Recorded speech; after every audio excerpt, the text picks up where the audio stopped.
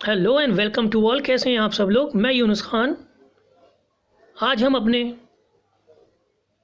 Topic में land use pattern in India और उसके आगे के सारे टॉपिक कवर करेंगे। और आज हम अपने इस चैप्टर को, जिसका नाम रिसोर्स एंड डेवलपमेंट है, उसको कंप्लीट भी कर लेंगे। आज हमारा पहला चैप्टर कंप्लीट हो जाएगा। तो चलिए स्टार्ट करते हैं। Land use pattern in India. The use of land is determined both by physical factors such as topography, climate, soil types, as well as human factors such as population, density, technological capability, and cultural, traditional, etc. The use of land determine करता है दो factors के ऊपर, यानी कहीं भी किसी भी एरिया की लैंड को यूज़ करने में दो फैक्टर्स बहुत ज़्यादा या मेनली दो फैक्टर्स प्रभावित करते हैं। वो है हमारे फिज़िकल फैक्टर्स और दूसरा है ह्यूमन फैक्टर्स। फिज़िकल फैक्टर्स में टोपोग्राफी, क्लाइमेट और सॉइल, ये किसी भी लैंड की फर्टिलिटी के लिए, किसी भी लैंड पर किस तरीके की सॉइल फॉर्मेशन होनी है उसको निर्धारित करते हैं। वहीं दूसरी तरफ ह्यूमन फैक्टर्स में population, density, technology, capability, culture and tradition, ये भी किसी देश में सॉइल की, लैंड की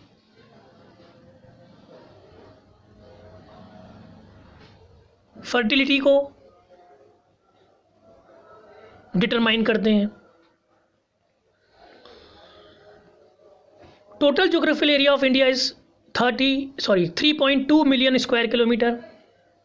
तो हमारे देश में जो लैंड यूज़ पैटर्न है वो कुछ इस तरीके का है कि हमारे देश में जो हमारी ज्योग्राफिकल एरिया जो है वो 3.2 मिलियन स्क्वायर किलोमीटर, या इसको आप 32,87,263 स्क्वायर किलोमीटर भी कह सकते हैं। 93% लैंड ही हमारे देश में यूज़ हो रही है, जो कि रिपोर्ट करी गई है। तो सर्वे में रिपोर्टेड है कि हमारे देश की कुछ एरिया की लैंड यूज़ नहीं हो रही हैं, जैसे कि Jammu and Kashmir occupied Pakistan, China not been served. अगर हम एरिया वाइज बात करें तो हमारा देश 7th largest country in the world आता है, जो कि एक बहुत अच्छी, काफ़ी वर्सेटाइल बात है। और उसमें हमारे देश में लैंड्स भी हैं, माउंटेन्स भी हैं, प्लेट्यूज़ भी हैं, लैंड बाउंड्रीज़ भी हैं, ओशियन बाउंड्रीज़ भी हैं। इसके अलावा forest areas in the country is far lower than the desired 33% of geographical area. जो हमारे देश में जो फॉरेस्ट एरिया है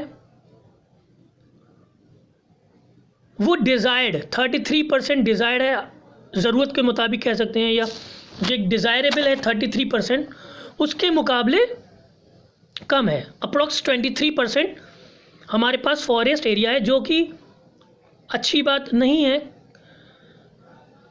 अब ऐसा क्यों है, उसके पीछे कई रीज़न्स हैं, जिनमें डिफॉरेस्टेशन एक मेन रीज़न है।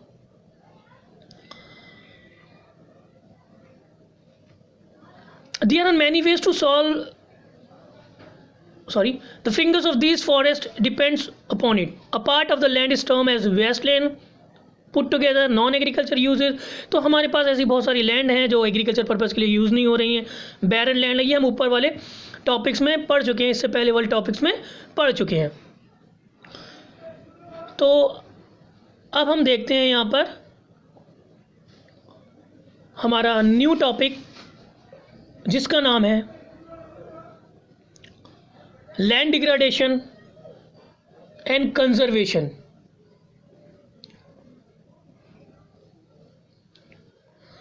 तो हमारे देश में जो लैंड डिग्रेडेशन हो रहा है, लैंड की जो क्वालिटी ख़राब हो जा रही है, और उसको किस तरीके से कंजर्व किया जाए उसके बारे में हम यहाँ देखते हैं।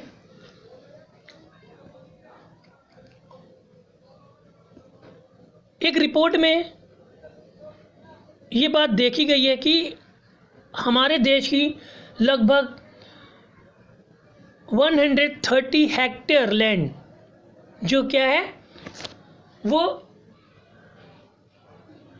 डिग्रेडेड हो चुकी है। 130 hectare land. We have shared our land with the past generation and we will have to do so with the future generation too.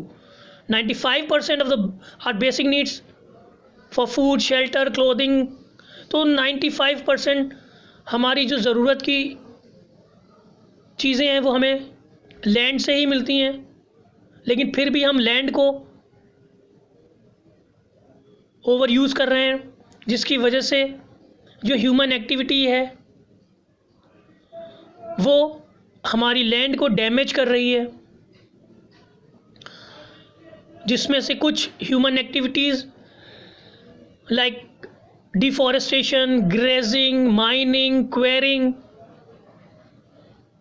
हैं जो हमारी लैंड को क्या कर रही हैं, डिग्रेडेशन, हमारी लैंड को डिग्रेडेड कर रही हैं।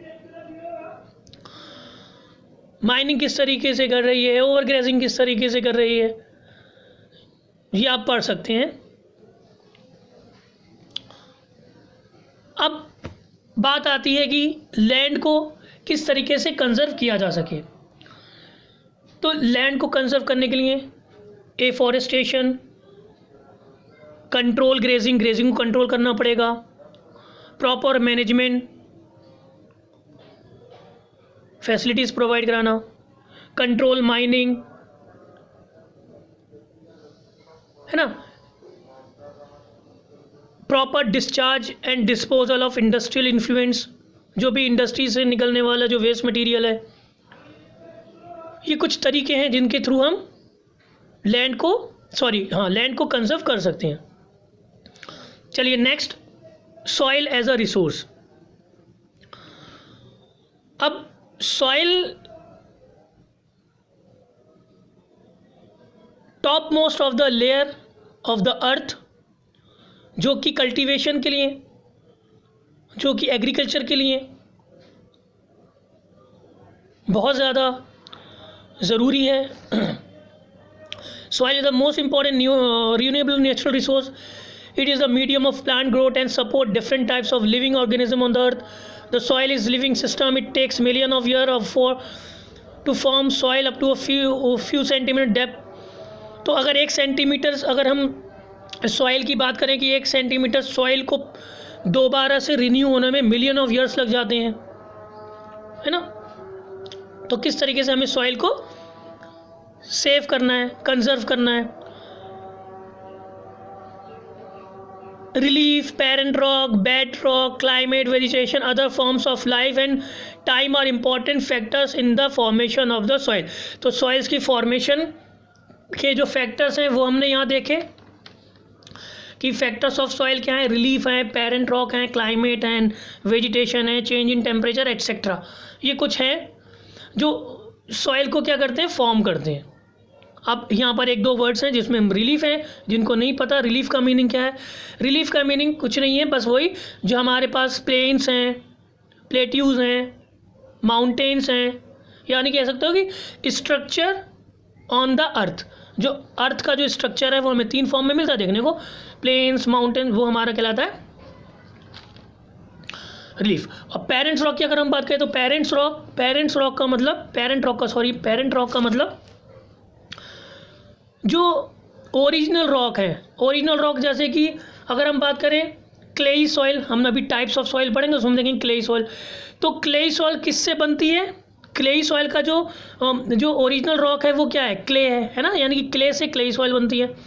इसी तरीके से अगर हम सैंडी सॉइल की बात करें तो सैंडी सॉइल कैसे बनती है, सैंड से, तो ओरिजिनल इसकी फॉर्म क्या है, सैंड, तो यही हमारा कहलाता है पेरेंट रॉक। ओके,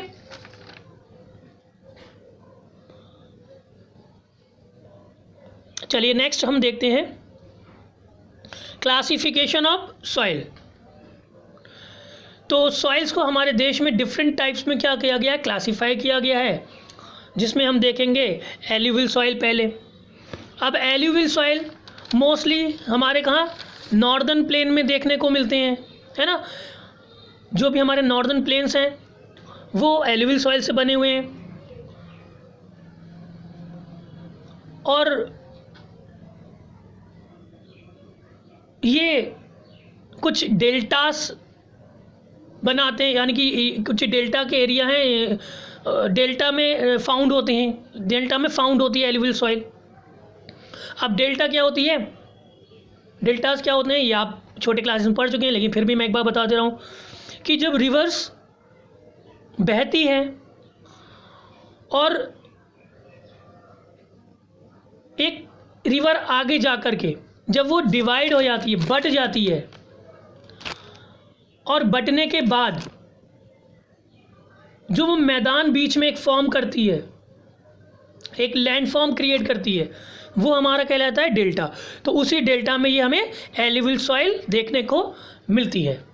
ठीक है, अब इस एल्यूवियल सॉइल को हम दो पार्ट में डिवाइड करते हैं आगे, बांगर एंड खादर।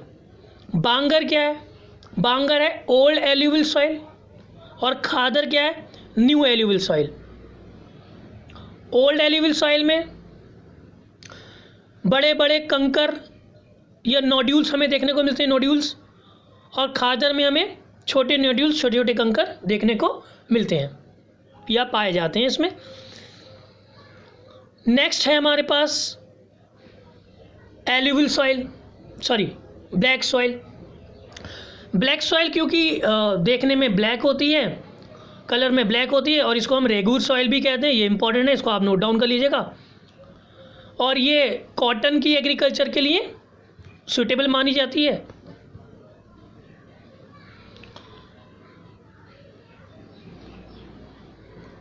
नेक्स्ट, इसको आप इसको बाकी आप ऐसे देख लीजिए कि कौन से एरिया में पाई जाती है, वो हमारे समझने वाली हम बात देख रहे हैं, जो भी हमें समझना है। इसके अलावा हमारे पास थर्ड है soil red and yellow. Red soil develops on crystalline igneous rocks in areas of low rainfall in the eastern and southern parts of the Deccan Plateau. Yellow and red soil are also found in parts of Odisha. तो ये यहाँ पर मिलती हैं हमें देखने को। जो रेड, अब इसमें जो देखने वाली बात है, जो समझने वाली बात है, वो है कि जो रेड सॉइल होती है, रेड सॉइल का जो कलर है वो रेड क्यों होता है, क्योंकि उसमें आयरन कंटेंट ज़्यादा होता है। आयरन कंटेन होने की वजह से उसका कलर रेड होता है। येलो क्यों होता है, येलो कलर इसलिए होता है कि उसमें वाटर का प्रेजेंट जब ज़्यादा हो जाता है तो वो उसका कलर येलो हो जाता है। ओके, तो रेड कलर आयरन की वजह से, येलो कलर वाटर की वजह से। नेक्स्ट हम करते हैं लैटरेट सॉइल। लैटरेट सॉइल में क्या होता है, ज़्यादा जब ये रेनफॉल एरियाज़ में जहाँ पर ज़्यादा रेन होती है वहाँ पर ये हमें देखने को मिलती है। तो ज़्यादा बारिश होने की वजह से इसकी जो न्यूट्रिएंट्स हैं वो सब ख़त्म हो जाते हैं।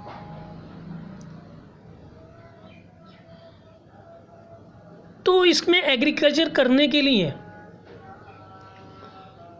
एडिशनल फर्टिलाइजर्स की ज़रूरत पड़ती है ताकि इसको फर्टाइल बनाया जा सके और इसके ऊपर एग्रीकल्चर करी जा सके। तो इसको अगर इसके ऊपर, इस लैंड के ऊपर, इस सॉइल के ऊपर एग्रीकल्चर करना है तो इसमें एडिशनल फर्टिलाइजर्स की ज़रूरत पड़ती है।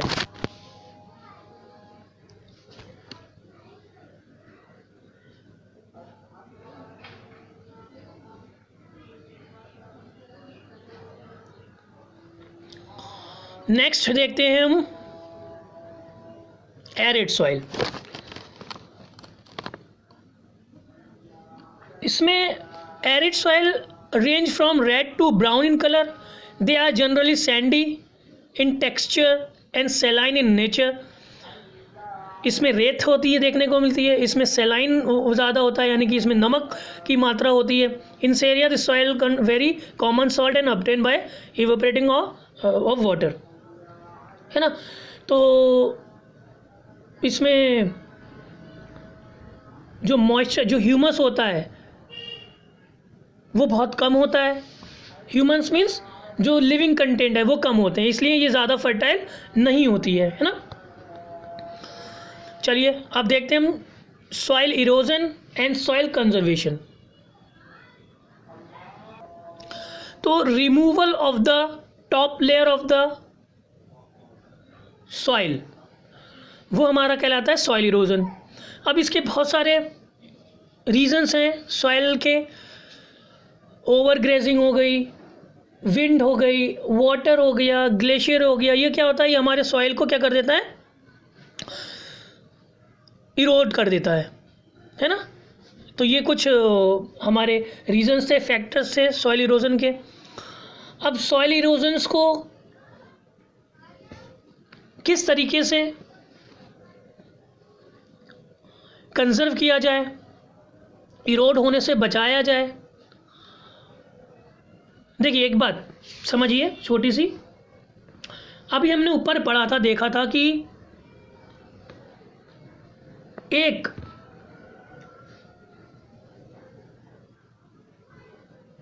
छोटे से, अगर हम 1 सेंटीमीटर फॉर्मेशन ऑफ सॉइल की बात करें, यानी कि अगर हम 1 सेंटीमीटर सॉइल की बात करें तो उसको बनने में मिलियन ऑफ ईयर्स लगते हैं, है ना. तो नेचुरली होता क्या है, सॉइल फॉर्मेशन और सॉइल डिग्रेडेशन ये नेचुरली साथ साथ चलता रहता है. देखिए फिर से समझिए, कंफ्यूज ना हो. सॉइल इरोजन भी क्या हो रहा है, नेचुरली होता है. सॉइल इरोजन भी देखने को मिलेगा हमें कि भाई बारिश की वजह से, हवा की वजह से, है ना, सॉइल इरोड होगी, तो ये नेचुरली तो है. तो सॉइल इरोजन भी नेचुरली वजह से होता है और सॉइल फॉर्मेशन भी नेचुरली वजह से होता है. लेकिन इन दोनों के बीच में क्या होता है, बैलेंस होता है ना, क्योंकि नेचुरली हो रहा है तो बैलेंस होता है. लेकिन ये डिसबैलेंस कब हो जाता है, जब ह्यूमन का इंटरवेंशन हो जाता है, ह्यूमन का पार्टिसिपेशन हो जाता है.